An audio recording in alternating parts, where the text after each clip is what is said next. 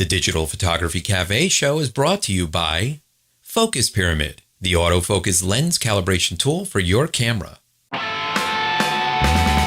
Welcome to the Digital Photography Cafe show. Join host Trevor Current and Joseph Christina as they serve up the hottest photography news and commentary.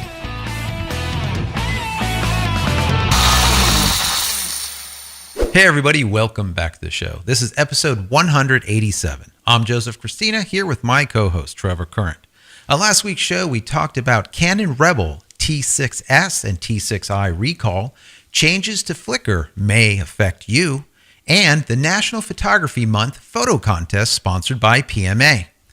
If you haven't watched last week's show, I encourage you to do so. You can find it at digitalphotographycafe.com and our YouTube channel, youtube.com/dphotocafe. Listen with the popular Stitcher, TuneIn, and Xbox music apps, or subscribe through iTunes or RSS. So Joe, we're back. How you doing? Show 187. Can you believe it? 187. We're getting there, man.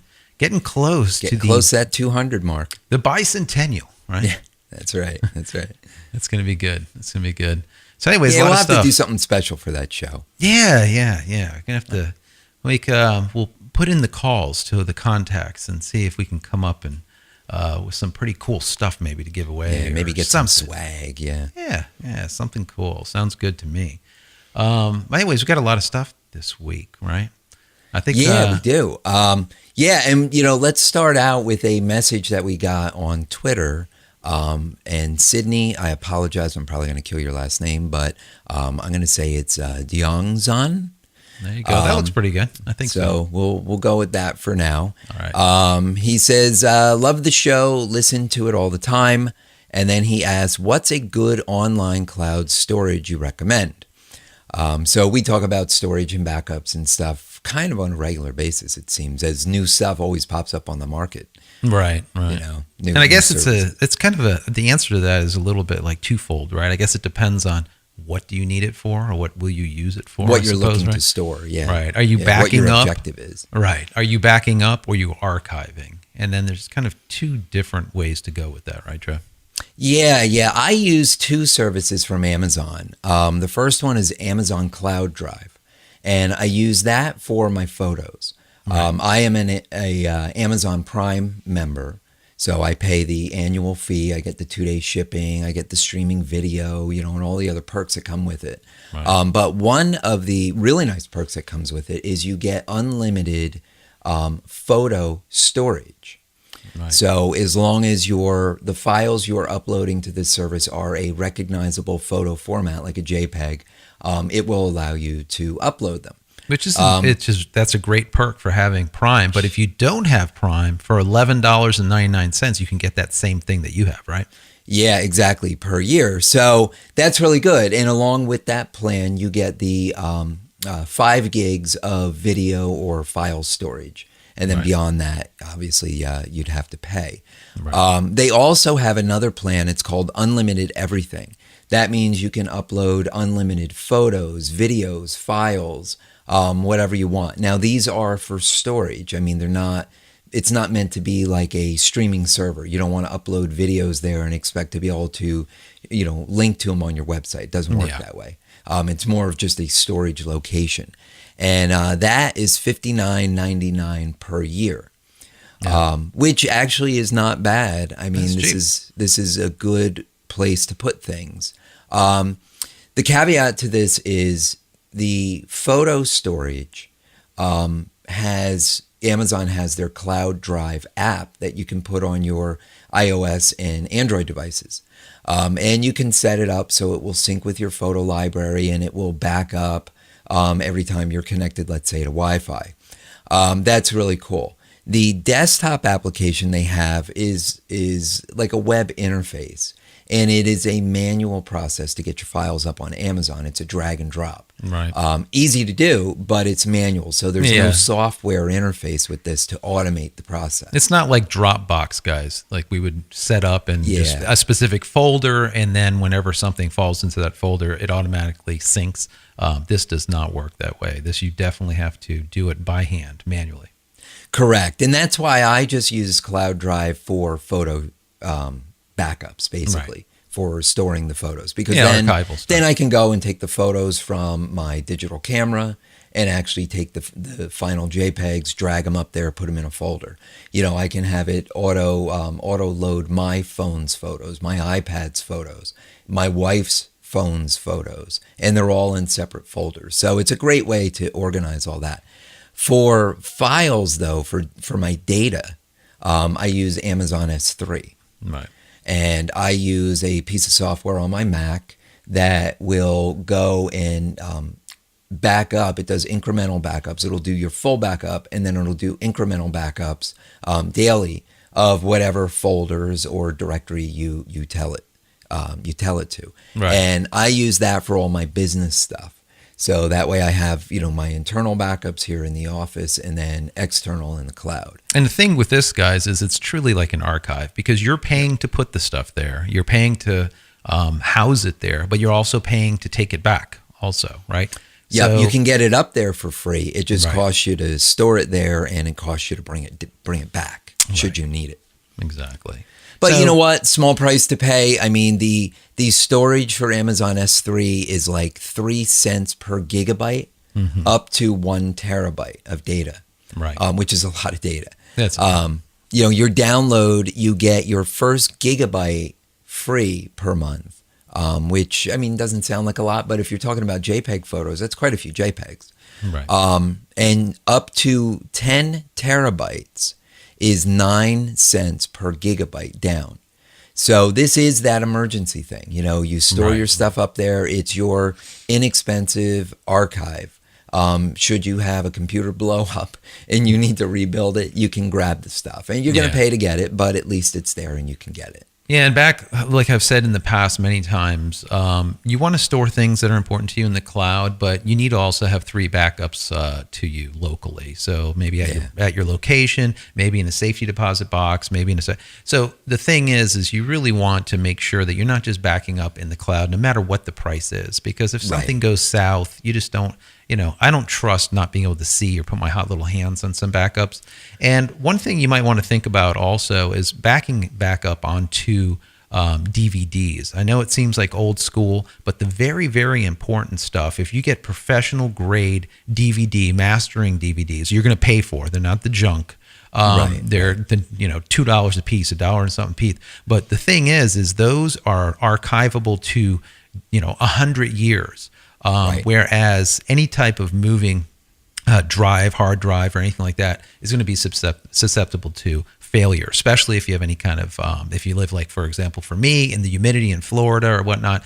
Anyways, DVDs and CDs and, this type of architecture is still the strongest way to go if you use master grade stuff. So once again, these are great, solutions. It's just, it depends on what you want to do, and it should be only a part of your backup, not a full solution, no matter what, service you use. Yeah, absolutely. I agree. So anyways, moving on, Canon, the SD Mark II firmware comes up, and I see that in the news as they're having camera lockups. Now, the 7D. Yeah, the 7D Mark II. Yes. The thing that's interesting here is, and we've talked about this before, and this is one of the reasons why I do not do firmware updates on cameras unless it's something that is in that firmware that is mission critical to what I do. Let's say there's a problem or some kind of spots or something, whatever it is that I really need, number one, or I don't do it at all. Number two, I will never do a firmware update when there's something mission critical coming, something that is going to be production-esque, let's say, that we need to have this and it needs to be able to get done. And I need to have that camera ready to be used. So here's an example of people went ahead and they did this firmware update to, 1.04, I think it is. And now some of the folks are reporting back that they're actually getting, a bricked camera. It's locked up. They can't use it. So that's a major problem. So if you have not updated yet to firmware 1.04 on the EOS 7D Mark II, you might want to wait to the next revision because they're having some problems out there unless you absolutely need it. Or if it's not a mission critical camera and maybe it's a tertiary body, it's not even your secondary body, then go ahead and do it. So if not, just go ahead and wait. Yeah, and make sure you have a copy of your current firmware locally, or you have access to it. So that way, if you do brick your camera, at least you can downgrade, let's say. Yeah, to sometimes the older firmware. with real bad bricking, you're not. Yeah, gonna be you able may to, not be able to. Yeah, it's definitely problematic. You got to be careful. You might. Have I to don't know. send it. You know what? I am not really the firmware updating fan for sure.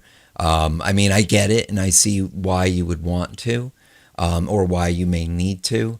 But Right. that's the thing. I mean, you know, for all intents and purposes, your camera is like a mini computer. It's running software, and your software is basically this firmware. But you know, I'm always hesitant to do it. It's just like my Macs. You know, I update them, sure, but I wait until I know that OS is rock solid, or that they fixed some of the bugs that I've been hearing about or something. Because you know, I don't know. I don't want to be down with my stuff. Yeah, no. One of the major problems with the body, and why they did this firmware update, was an autofocus problem at around 100 millimeters with a 70 to 200. Right. And as Canon shooters, we know our meat and potatoes is like a quick 50, you know, a 24 to 70, and of course the 70 to 200. So you get that nice spacing.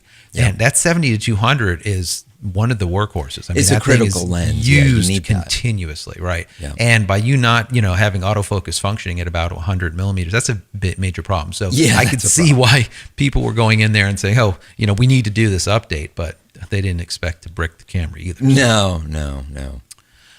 Yeah. So, anyways, moving on from the woes, right? Yeah. So there's this photographer who is actually suing Maxim magazine for using one of his photos without his permission. Yeah. And the real sad thing here is he was already in discussions with the magazine to basically, you know, have rights to use the imagery. And that was never finalized, and they kind of just went ahead and used it anyway. Yeah, and what you Not said there cool. is so mission critical right there. The point of the matter is he was in talks, Yep. you know, with Maxim about a photo. Right. And then all of a sudden talks stop and they just go ahead and use it. According to his attorney over there, Gerald Fox, it said, yeah, his client didn't see a dime, and now Right. Maxim ran it.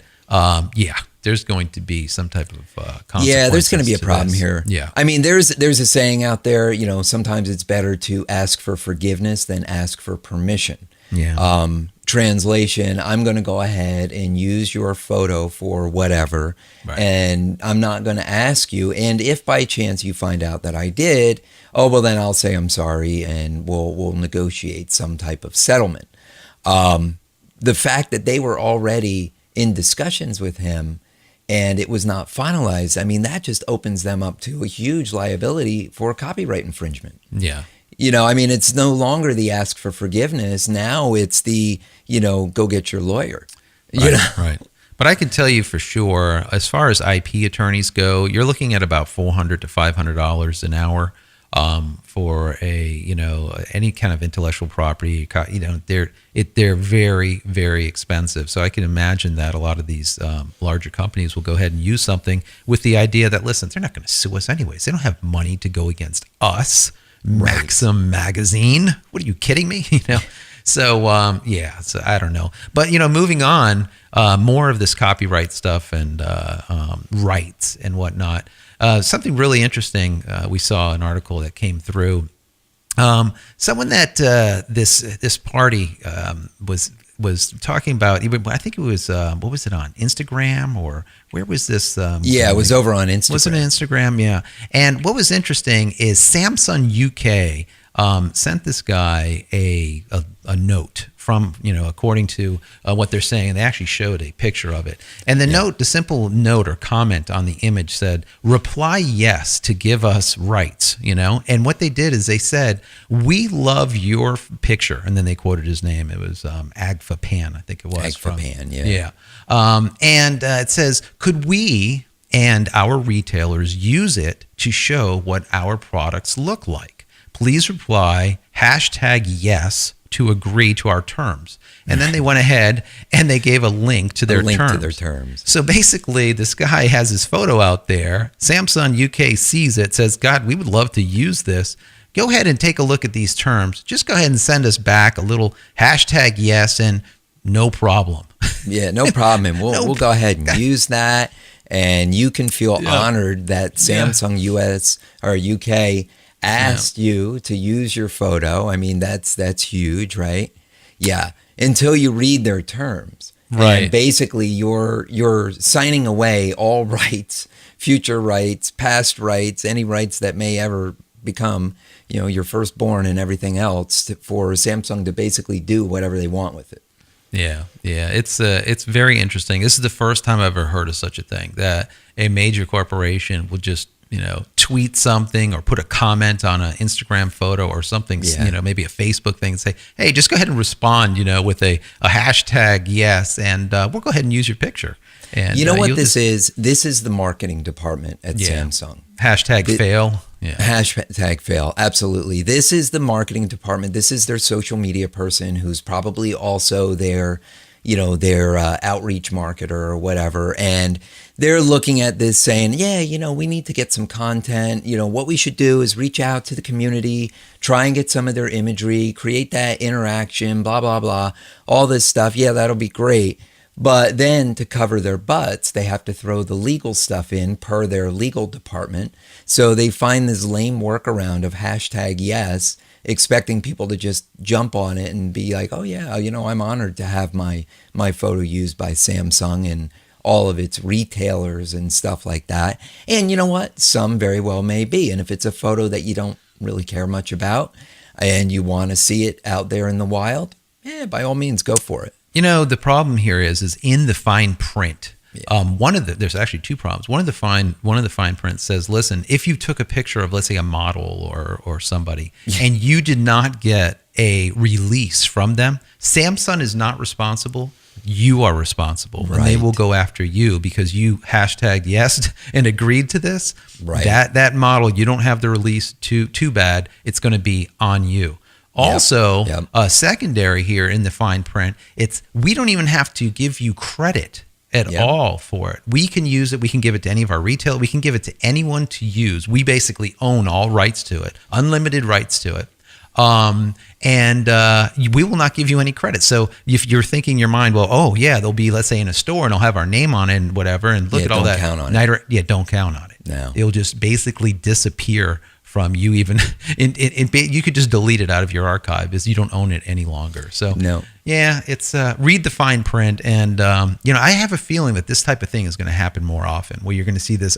Just hashtag yes or hashtag I agree, and that's it. We'll do X, Y, and Z. Just make sure you read that fine print because I think a lot of that's going to be coming soon. Yeah, copyright is such a huge issue, and as photographers, we have to look at it and say, are we going to play the game and just get our stuff out there in the wild and just kind of let whatever happen? Yeah. Or do we really want to protect our imagery? Yeah. And if you want to protect it, then you need to make the steps and you need to read all the fine print. You need to put your watermark on it. You need to not share things that you don't want stolen. It's just the fact of the world we live in. If it's out there, some people think that they can just use it and ask for forgiveness. Yeah, absolutely. It's important because honestly, that's all that we have, right? That's all that proves that we did this or we created that artwork. I mean, that's all that it is, period. So, if you don't watermark it, you don't have your copyright stuff embedded into it, into XF data or whatnot, you really need to do that. It's very, very it's critical because especially, we see it all the time. These companies are just ripping our data off it.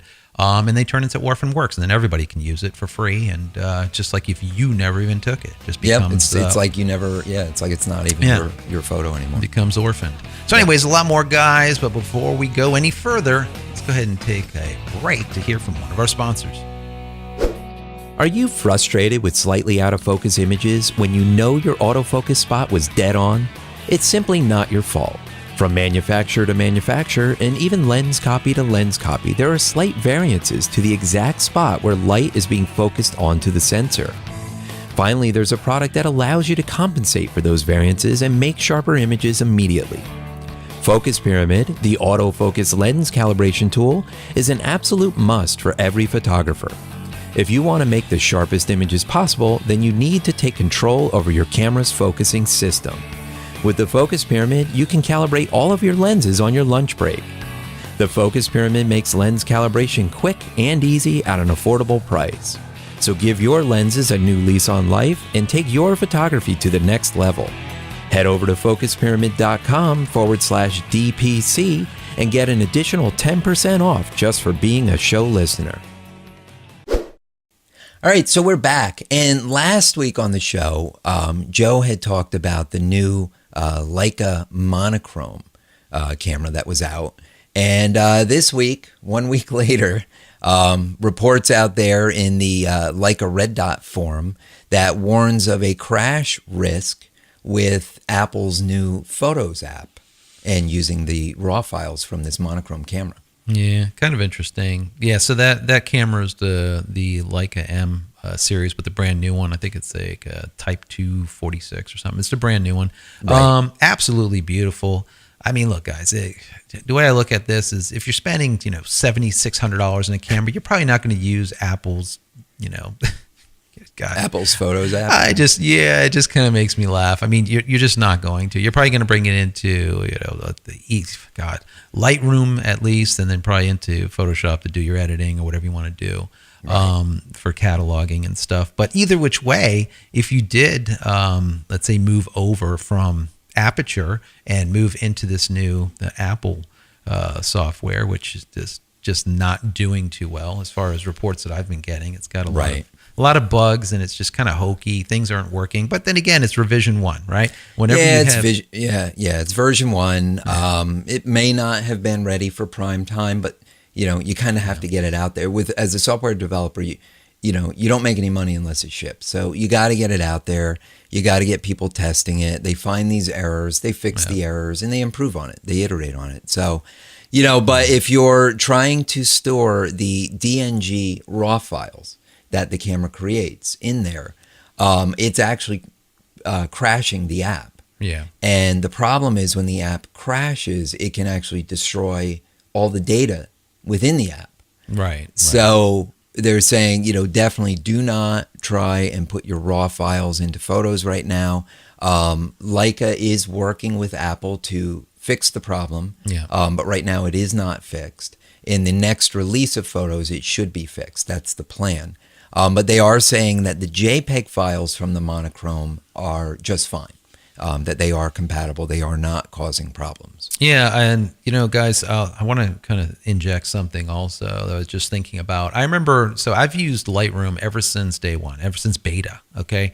And I remember there was one revision that came out that if you brought in, let's say your card, you got your CF card, you plug it in, Lightroom pops up and says, okay, which ones do you want to import? You go and let's say import a large batch. I remember there was a couple times where it would crash. And when it crashed, it actually screwed up the original RAWs. So in that copy process, that's really, really problematic. And I'm going to tell you, going forward from that time, I've always done this, and I think that everyone should do it. It's very easy to just plug in a CF, Lightroom pops up and it says, okay, you want to import. You say import, and then you go ahead and select that I want to make backups, so you have them in 2 different spots. And you think, oh, that's wonderful. But if something screws up on import, you could possibly lose those RAWs, those originals that are on that CF card. Right. What you want to do is take that CF card, put it into your computer, download that CF card into a folder. Then remove the CF card. It's out of the computer. Then go and insert or import all of those raw files into Lightroom or into whatever program that you're using from the backup, never from the original. Because if something screws up, you could be in a it blows world up of your hurt. Card. You're done. Yeah, and that has happened. That is a fact that did happen to me. So so be careful with that. And here's an example that I don't know if this is actually hurting the actual RAWs that are on the card itself, or if it's hurting the backup of the RAWs that it's making when it brings them in. I'm not sure, because I haven't had this problem. But the bottom line is I don't use the app. The bottom line is definitely bring them in first and then import from those backups.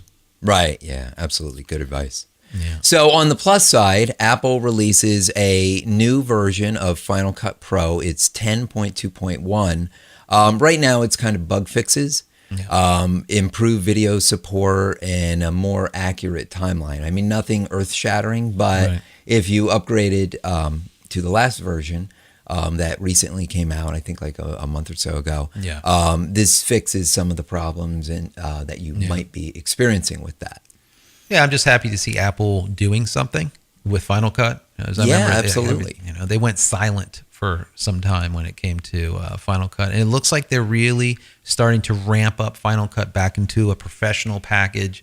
We talked about this 3 or 4 shows ago. Look back in the shows if you haven't listened to some of those archives or watched. But yeah, Final Cut is definitely moving forward. They edited a movie recently with it, a very big movie. Yeah, that Take Focus, a look at that. with Will Smith. That's right, with Will Smith. The entire movie was edited with it, so that was like a major thing that Apple's finally back in the editing game. So, but that's good. Kudos to Apple. They're back.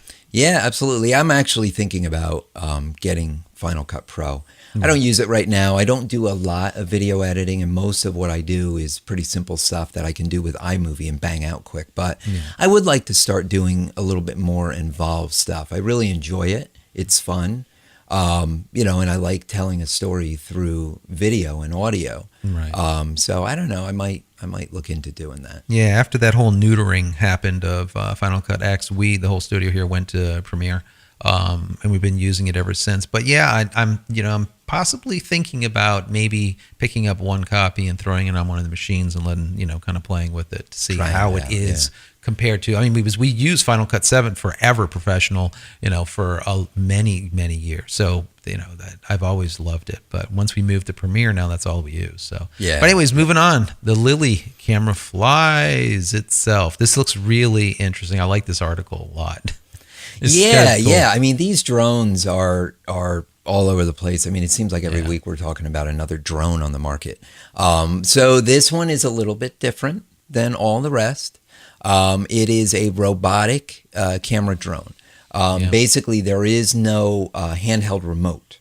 All right. So the idea of this camera, it's really small. It'll fold down, fit in a backpack. They say it weighs less than your average laptop.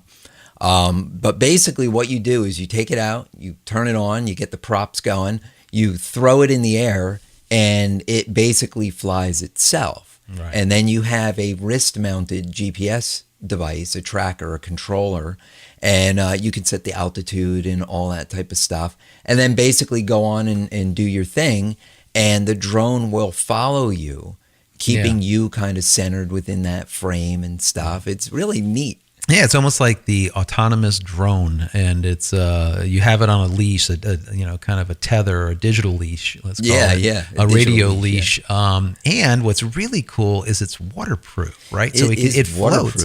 But now check this out, guys. If you're, let's say, in LA and you're surfing a lot, can you imagine putting that tether, putting that wristband, right? And then awesome. Bang! Oh my God! Inside waves or just out there, and this thing is just hovering, and then you set it to be, I want you to be 15 feet away and 15 above me, or 10 feet away and 20 feet above me. It depends on how big the waves are. And then here it just follows you as you're just jetting through. This could be amazing. This could make this is really kind of cool. And it follows along at 25 miles per hour. I mean, that's fast. I mean, you're not doing quick. much, other than being in a car that you're going to go fast, or a motorcycle that you're going to go faster than 25 miles an hour. I mean, bicycles, I guess you could be really hauling and do more than 25 miles an hour, but anything else, you're going to be below that, and it can keep up with you. It's really cool. I like it. It'll shoot 12 megapixel stills, 1080p HD video at 60 frames per second, and it'll do 720p at 120 frames per second, so you can do slow-mo, which is really cool. 120 frames is perfect for slow-mo at 720p. That's wonderful. That's really, really cool. Yeah, 20 minutes of flight time on the internal battery charge. The fact that they say internal battery, leads me to believe that it may not be replaceable. Like you can't just pop it out and stuck another battery in it and fly for another 20 minutes. I don't know that for sure, but the way they say internal battery, it almost makes me feel like it's kind of like a hardwired thing that you just keep recharging it. You know? Or maybe you can purchase an external battery unit that kind of clips on or something for additional time, additional length. But anyways, it ships February 2016. It's going to be around $1,000. You can pre-order it from their website for half of that for $499. Yeah, so it's something to look at. I mean, I can see some amazing things coming out of this thing. This is very absolutely. Cool. Because you could do it yourself. You don't have to have that secondary person, out there flying it, hoping for the best. You tether it to yourself and what you. I mean, as an action sports YouTuber or something like that. I mean, this would be awesome. Skateboarder, whatever. Absolutely, it's kind of limitless. Yeah, absolutely. So, anyways. Moving on, Olympus unveils the titanium. Now, this is kind of interesting. It's the OMDE M5 II, and they have it with a kind of combination, right? With either an 8mm f1.8 or a 7-14 f2.8. So this looks pretty interesting, and the price is not too bad. Yeah, no, it's so this is a titanium version. It's a limited edition. Right. So there's only 7,000 of them being made. So basically you're kind of just getting the special coloring, let's say. Right. The features, the specs, exactly the same as the standard black ones that they have out there right now. Yeah. So really you're kind of just paying for the finish and the limited edition. You get a card that comes with the camera that lets you know which edition, which number of the series that you have. So, I mean, it's got some collector value to it, I guess. But the thing is, guys, it's like $150 difference. It's not a lot. And to get a one of 7,000 to have some type of resellability to these, as I call them, toilet paper, which are camera bodies that come and go with the wind and they're worth nothing. It might be worth the extra $150 because I guarantee you would get that $150 back at the time of sale. Yeah, so, adds a little value to it. Absolutely. Yeah, absolutely. So pretty cool. Not bad. No, not at all. So I know, Joe, you have the Nifty 50 millimeter plastic toy lens. Yeah. I have used your lens when I was down there a couple years ago now, and that it's a really nice lens for like $100. Yeah, it's fun. It is really fun. So many people have it. They rave about it. I mean, you can go on to every website, and every website gives it such high ratings. Well, Canon has now announced the new replacement 50 millimeter f1.8 prime lens. It is the STM model.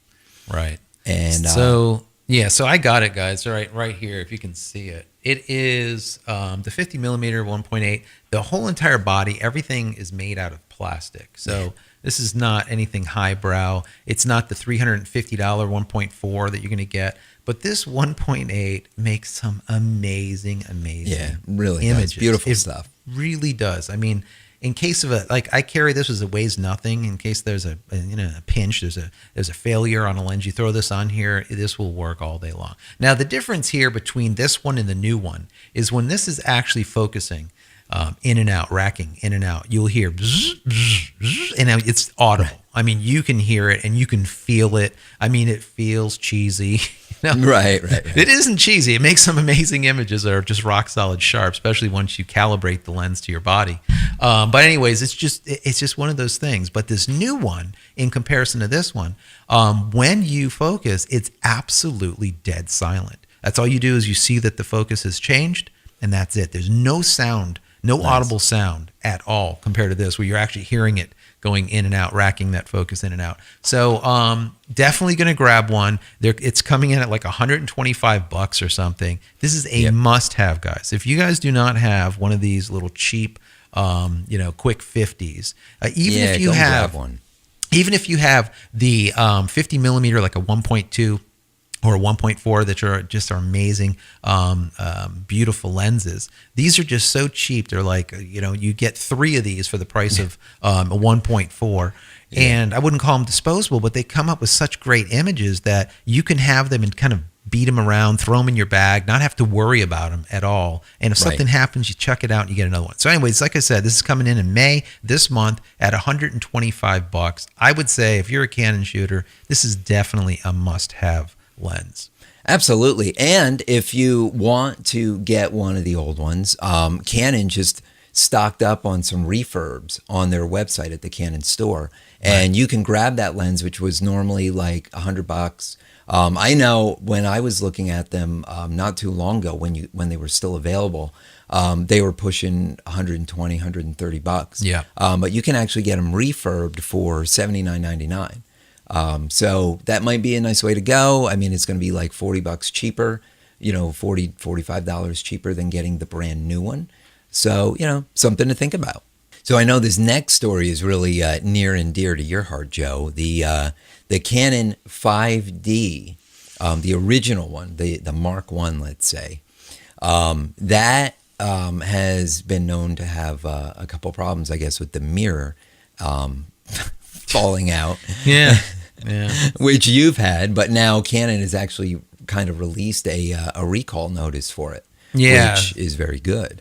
No, it's really good. So let me give you just a quick backstory. So I was shooting a gala, and usually what I'll do is, like I was saying earlier, I would have a 24-70 on one body, and I'd have a 70-200 on the other body.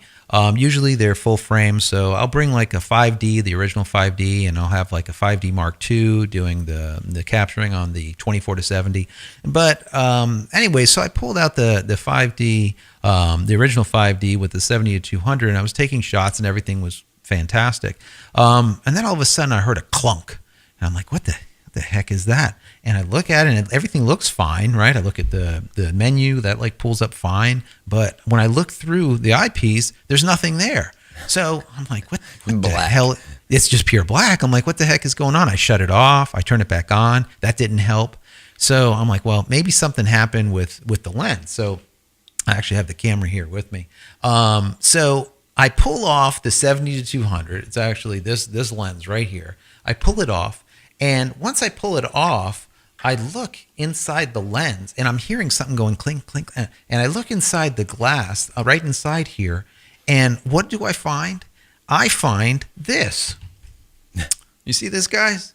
This is your mirror, and this is the other piece that kind of covers it, that makes the shape that we see, right? And you can see like the little black spots where it kind of glues on. This was actually inside of my 70-200, which actually should be inside here, which it's not. So when you look in here, right, I don't know if the light will hit just right, but you'll see that there's no mirror. That's all it is a sensor. Right. Not good. Not good at all. Not good. No, so this is what, this is when we were talking about, as a professional, you need to be able to kind of, float with it and say, okay, I have an extra body, and then go and continue with that, the extra body. So I just went and I took this camera, put it to the side. I pulled out like a 7D and threw on the long lens onto that. Now it was extra long, not as long as I really wanted to be, but now it was extra long, but I was able to keep shooting. But see, these are the things that kind of happen. Now, what's really nice is that Canon is finally saying, oh, this is an issue. And yes, you're holding a mirror that should be inside the camera, right? And you probably shouldn't be holding that right now. Right. And we're going to go ahead and fix it for you, and we're not going to charge you. Well, thank you, Ken. We appreciate it. But the caveat here, guys, is if you're listening to this, I might do a Periscope on this too and put a PSA out there. But if you're listening and you do have a 5D, the original 5D, send it in. They're going to go ahead and repair it. They're going to put a new mirror in. They're going to supposedly update the adhesive so it doesn't launch off when you're taking a picture into your lens. Right. But you only have until September 30th, 2015 to do so. Yeah. After that, this problem, it's not going to be fixable. They are not going to fix it, and that's it. The one thing that I haven't done yet, Trev, and I really need to do, is take the magnifying glass and look inside of this 70-200 where the glass, the mirror dropped inside and was kind of chinking around, and want to make sure that there was no didn't do any kind damage, of dents scratch or anything. scratches or whatever on the internals of this lens. Yeah. But if there is, this is going back to you guys, Canon, too. Yeah, and that's so right. Absolutely. You can fix this also. So, but yeah, I'm glad that they've made note to it. And the thing is this was a big gala. It was like 450 people. It was for Donald Trump. It was over at Mar-a-Lago. So it was like a big gala. It wasn't something small. And here you are, you're shooting, and all of a sudden there's a big clunk, and then there's nothing more going on, So well, and I know this has been bugging you for a long time since it's happened because, as we know, these bodies become, obsolete or outdated or whatever over time. And the 5D is still a really good camera. I mean, there's nothing wrong with that. And I know it was really kind of burning you because you wanted to fix it. You wanted to send it into Canon, but you knew it would cost probably hundreds of dollars to fix it. And you're like, and it's an old body, and do I really need that one? Should I just use one of my other bodies? So meanwhile, you've got this expensive camera that was, and theoretically still is, a great camera just sitting there on the shelf broken. Right. But No, now it's you can ridiculous, fix it for free and actually start using it exactly. again. And for me, I feel more like a collector than photographer sometimes. I mean, I have the original 10D, 20D, 30D, 40D, 5D Mark II, 7D. I have the original 1D, at the whopping 3 megapixels or something for like $7,000 or whatever. So I have a lot of camera bodies. So it didn't bother me that much, or it did bother me, but it didn't affect me by it not working for the last few months. It didn't affect your business. It didn't affect the business, or I would have just sent it in. But it just kind of tweaked me because I'm like, what is this? The mirror just launches out into the lens. I mean, it's just ridiculous. So, but I'm glad they addressed it. Thank you, Canon, and you will be seeing my body soon. That's right. Absolutely. So we need to get out of here, Trev. Yeah, let's roll. All right, so if people want to connect with you outside of the show, what's the best way for them to reach you? You can find me on Twitter, and that's at Joseph Christina, and that's Christina without an H. Great, and you can connect with me on Twitter. It's at Trevor Current. Sorry, everyone. We are out of here for yet another week. You can get all the show notes from this episode by visiting digitalphotographycafe.com/187. And don't forget to subscribe to our YouTube channel at youtube.com/dphotocafe, or call our comment line 440-345-6707. Once again, it's 440-345-6707, and we will see you next week. You've been watching the Digital Photography Cafe show with Trevor Current and Joseph Christina. Subscribe to our YouTube channel with any compatible device by visiting youtube.com/dphotocafe. Be sure to subscribe to our audio feed through iTunes, Stitcher, TuneIn, and Xbox Music apps, or through RSS. Visit digitalphotographycafe.com for show notes and to connect with your host.